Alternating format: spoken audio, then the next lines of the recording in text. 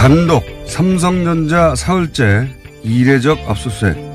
한국경제 어제자 기사입니다. 다스의 미국 변호사 비용을 삼성전자가 대납했다는 혐의 수사를 위해 검찰이 사흘 연속 삼성전자를 압수수색한 건 지나치다는 내용입니다.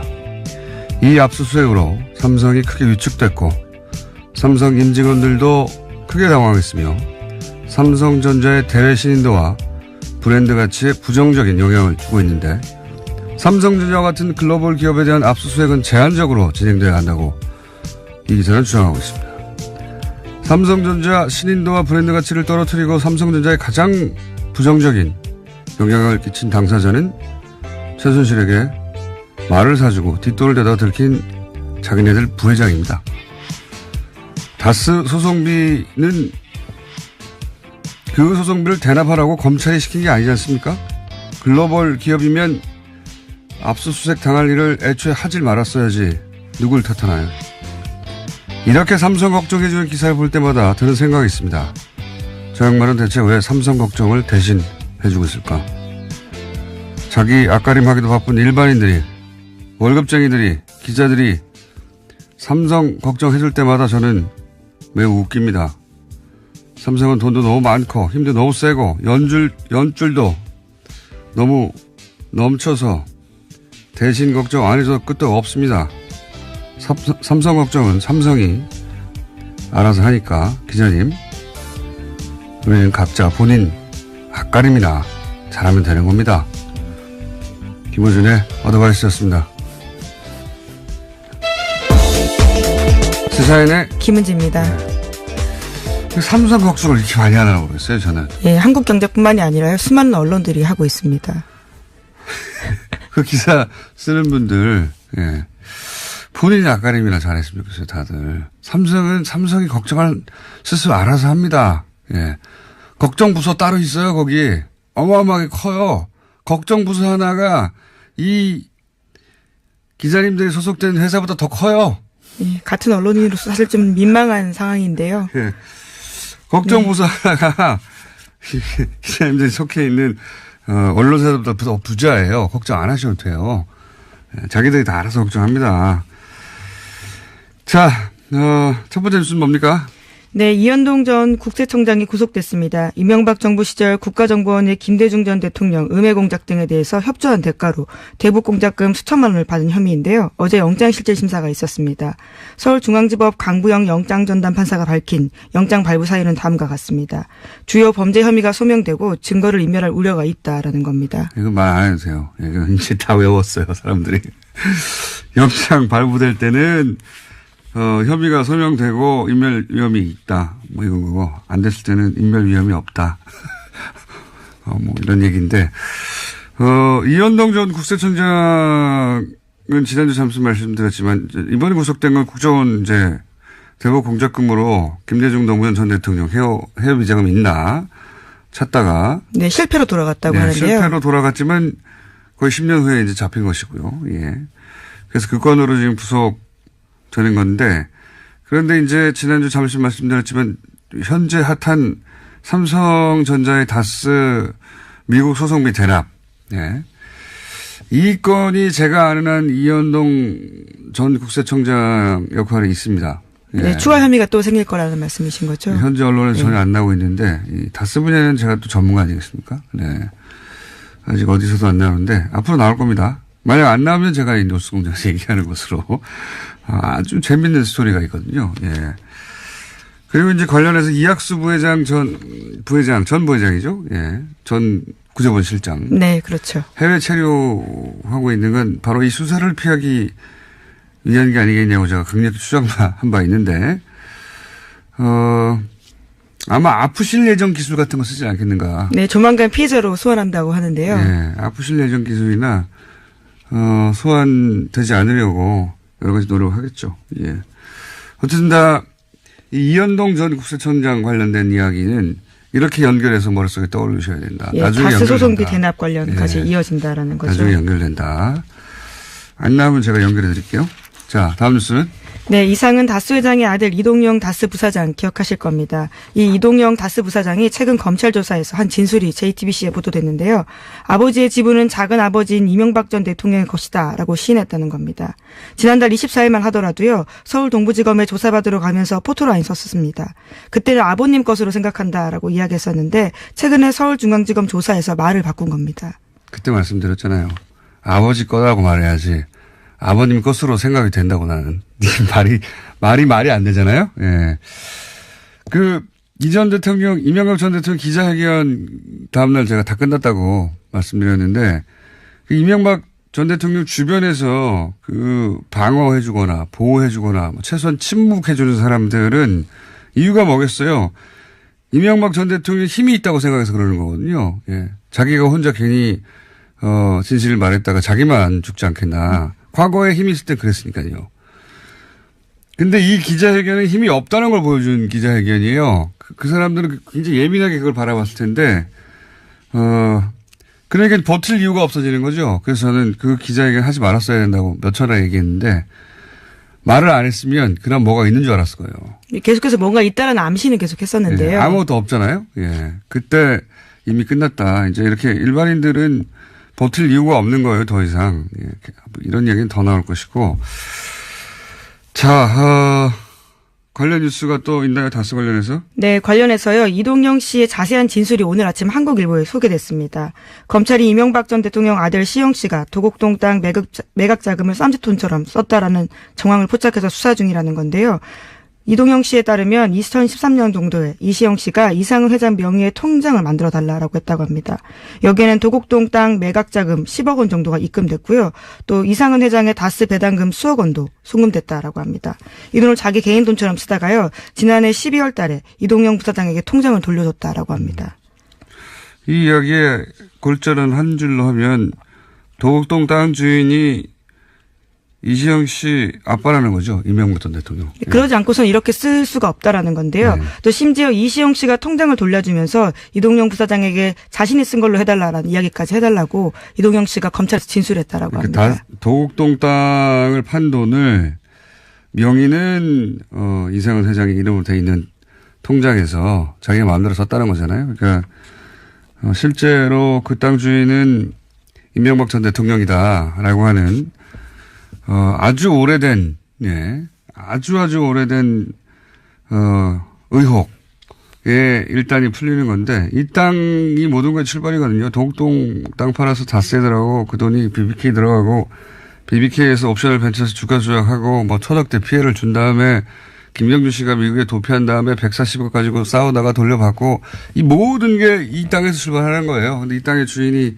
결국 이시영 씨 아빠다. 예, 그러지 않고서는 이시영 씨가 어떻게 썼겠냐라고 볼 수 있는 건데요. 썼겠냐요? 예. 예, 발음이 꼬이네요. 죄송합니다. 발음이 꼬이는 건 제 역할인데, 예. 그 얘기입니다. 예. 이게 이렇게 연결해서 밝혀지면 이 중에서 예를 들어 주가 조작, 이런 건 엄청난 피해였거든요. 예, 주범이 되는 거죠. 예, 김경준 씨는 징역을 살았었습니다. 10년 가까이 살았죠. 예.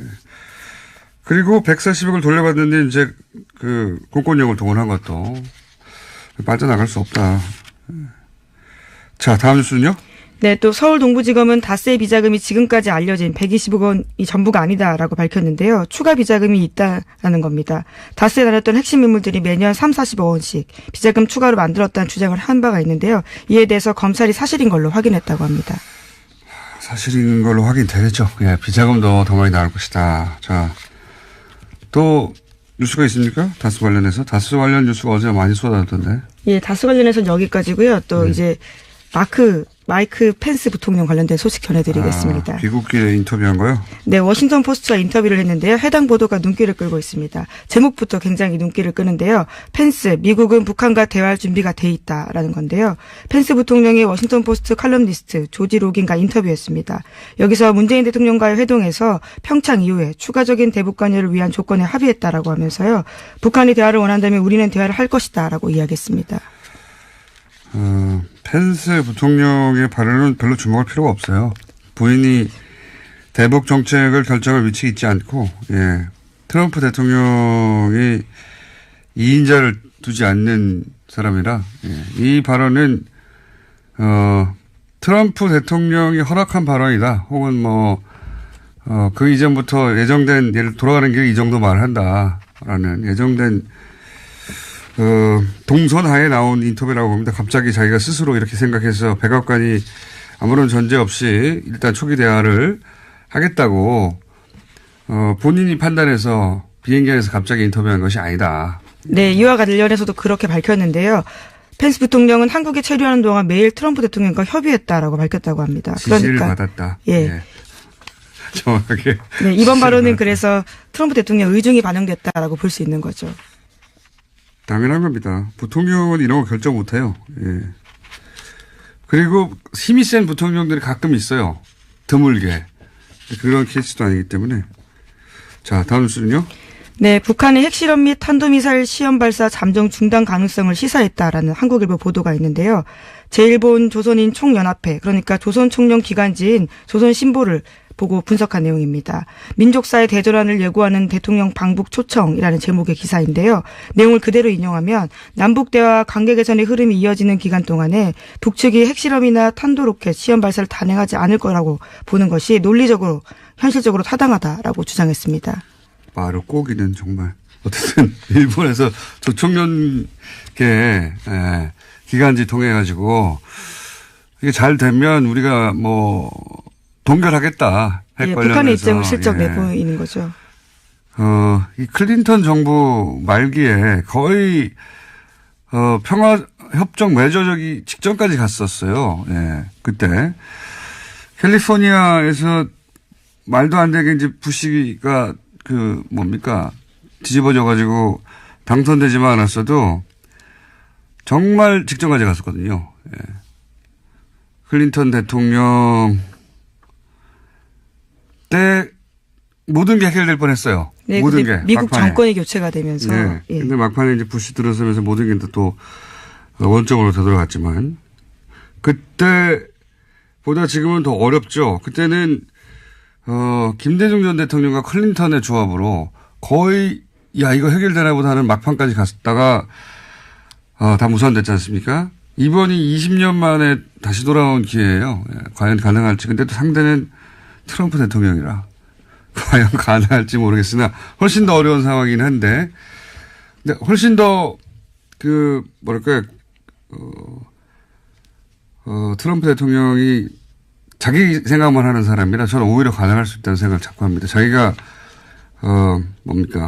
노벨 평화상 받으려고 저는 노벨 평화상 받으려고 한다고 생각하거든요.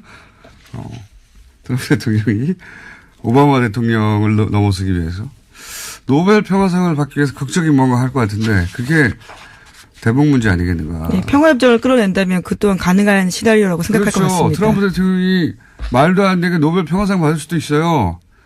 오로지 우리에게 평화를 주기 위해서가 아니라 자기가 상을 받으려고 그렇게 할 수도 있다는 생각을 저는 계속합니다. 작년부터. 자, 다음 뉴스 뭡니까? 네, 강원랜드 채용 비리에 대한 윗선의 수사 외압을 폭로한 안미영 검사 기억하실 텐데요. 안 검사가 어제 수사단에 참고인으로 출석해서 진술했습니다. 안 검사는 강원랜드 전 사장에 대해서 구속영장을 3번이나 청구했는데 3번 다 대검에서 반려됐다라고 밝혔습니다. 이게 핵심은 사실은 권성동 의원이죠. 지금 현재.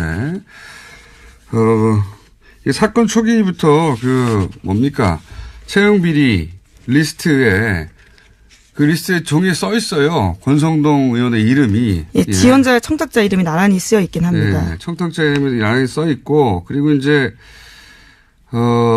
소위 이제 검찰이 확보했다고 하는 그 소위 브로커라고 봐야 되겠죠? 예. 브로커와, 강원랜드 사장과 전 사장이죠? 전 사장과 통화 내용 중에 시사인이 보도했었죠, 이거? 예. 네. 예, 대포폰이 있었는데요. 네. 이 대포폰이 일종의 스모킹건 같은 역할을 하고 있습니다. 거기 보면은 권성동 의원하고 얘기를 했냐, 의논을 했냐, 이런 얘기 나옵니다, 다. 그리고 지금 구속된 최영집 전 강원랜드 사장, 채용비리 핵심, 이 최 전 사장과 권성동 의원이 또 계속 연락을 주고받았다는 기록도 있고, 내용도 있고, 네. 예, 관련된 자료를 근거로 계속해서 수사를 진행하려고 했는데요. 안 검사의 수사를 막은 겁니다. 그러니까 권성동 의원의 연루는 명백합니다. 다만 어디까지 연루됐냐가 관건일 뿐인데 수사를 전혀 안 했으니까요. 네, 본인은 계속해서 부인하고 있는 상태고요. 심지어 안미영 검사를 고소한 상태입니다. 고소할 수 있죠. 예. 저도 고소를 많이 당해봤어요. 고소고발은. 자, 어쨌든 연루는 분명한데 어디까지 연루됐는지가 관건인데 이걸 수사를 해야 하나 수사를 못하고 있는 상황이다. 그리고 검찰 고위 간부가 그 이전에 계속 그걸 막았다. 이게 핵심이죠. 그거를 안미영 검사가 이제 참다 할 수 없이 폭로를 한 거고요. 굉장히 이례적인 겁니다. 개인적인 문제가 아니라 검찰 내 그 수사지휘 문제로 가지고 현직 검사가 이렇게 폭로한 건 제가 아는 한 처음이에요. 네, 수사를 하고 싶다고요, 검사가요. 이 같은 이야기를 한 겁니다. 수사하는 검사가요. 이런 건 처음이에요. 예를 들어서 뭐 서 검사, 이원정 검사 같은 케이스하고 또 다른 문제입니다. 이거는 검찰 지휘 체계의 검찰 동일체라고 하는 사실 그게 뭐 올바른 건 아닌 것 같은데 그 원칙을 처음으로 공개적으로 깬 용기로 따지면 대단한 용기의 인터뷰거든요. 예. 안 검사가 아무런 불이익 당하지 않고 이 수사가 제대로 돼야 되는데요. 자, 시간이 다 됐어요. 네. 조금 남았는데 옆에 어떤 분이 이미 들어 앉아 계세요. 네. 그래서 오늘 여기까지 해야 될 것 같습니다. 뉴스가 있긴 있었네요. 이건희 차명 계좌 과징금 부과해야 된다. 법제처가 어제 법령 해석을 내려가지고요. 네, 그걸 이제 해설할 분이 여기 나와 계십니다. 여기까지 하겠습니다. 시사인의 김은지였습니다. 감사합니다.